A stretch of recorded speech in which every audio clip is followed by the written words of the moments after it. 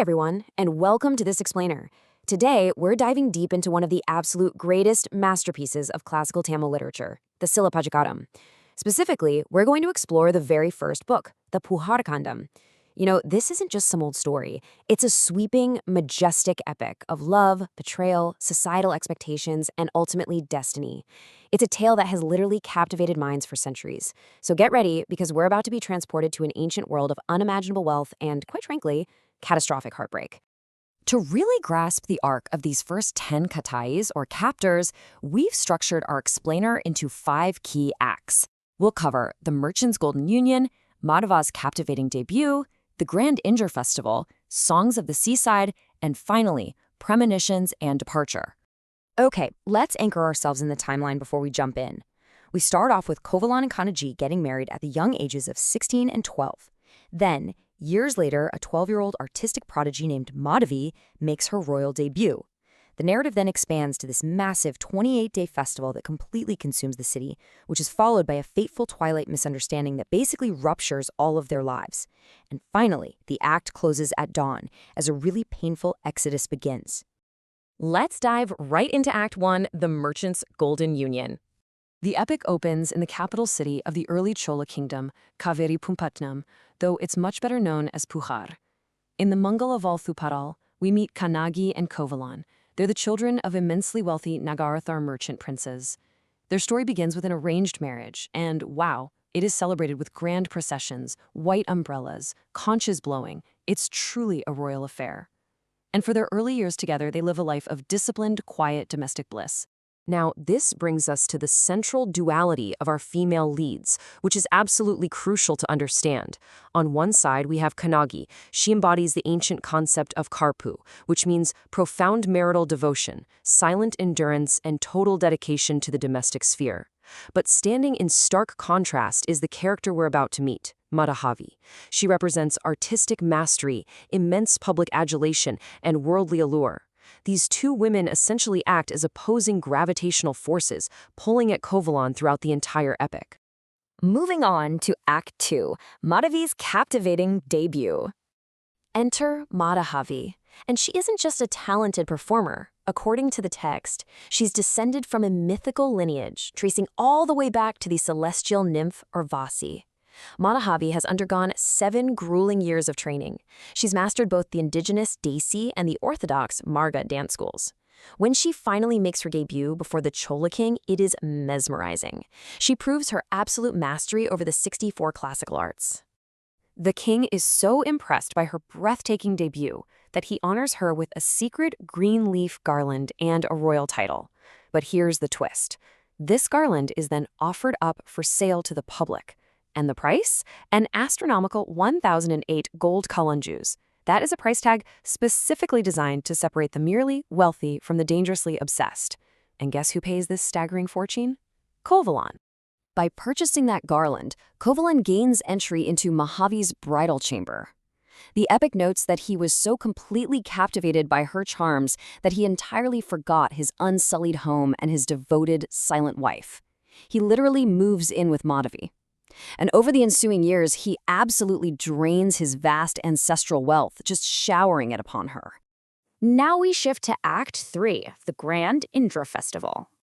Zooming out from Kovalan's personal drama for a second, we get to see the vibrant pulse of the Chola capital. The Indra Festival is an absolute spectacle. It lasts for 28 continuous days.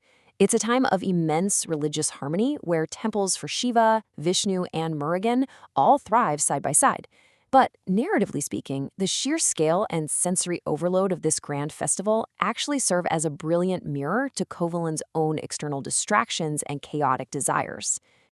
The text specifically points out the global nature of Puhar. It was bustling with Greek and Arab merchants who were referred to as Yavanas. So this was a cosmopolitan maritime hub with unyielding prosperity.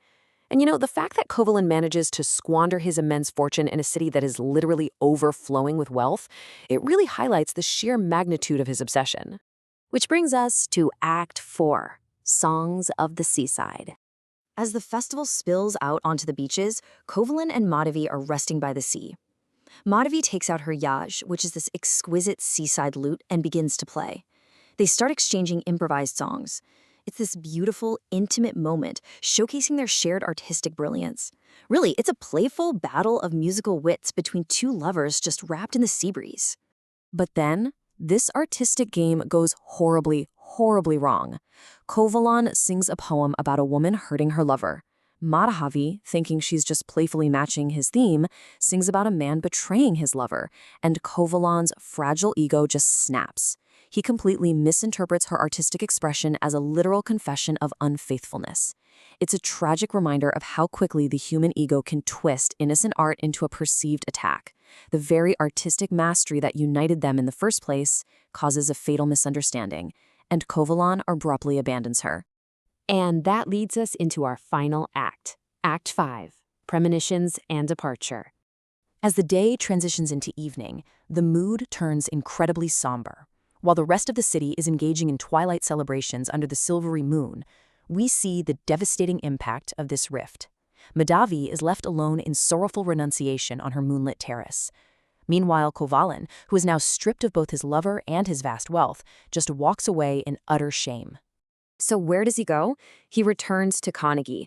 But instead of anger, he is met with her unwavering karpu, her absolute devotion. However, this reunion is heavily shadowed by a dark premonition. Kannagi reveals she had an ominous dream, foretelling impending disaster. And this dream acts as a massive narrative catalyst. It shifts the tone of the epic from a domestic tragedy to a sense of cosmic inevitability, clearly signaling that their time in Puhar is definitively over. So, what does this all mean for our characters? Across this first book, we witness some profound structural transformations. Look at Kannagi. She starts as a silent wife, but is now on a path toward an absolute quest for justice that will quite literally turn her into a goddess. Madhavi goes from a celebrated courtesan to a deeply spiritual ascetic nun. And Kovalan, once a wealthy merchant driven by desire, has transformed into a repentant man marching straight toward his tragic fate. To close out the Puharkandam, we see 3 fateful steps. First, the penniless Kovalan returns home. Second, in a truly breathtaking act of devotion, Kannagi offers her most precious possession, her ruby anklet, to serve as capital so they can start over. And finally, guided by the Jain nun Kaveripumpattinam, they painfully exit the great Chola port at dawn, leaving absolutely everything they've ever known behind. Which leaves us with one massive burning question. They are leaving Puhar to seek redemption and a chance to reclaim their wealth. But what on earth awaits them in the grand Pandya court of Madurai? The seeds of justice, fire, and vengeance have definitely been planted. You'll just have to explore the next Kaandam to see how this incredible epic erupts. Thank you so much for joining me on this explainer, and until next time, stay focused and keep learning.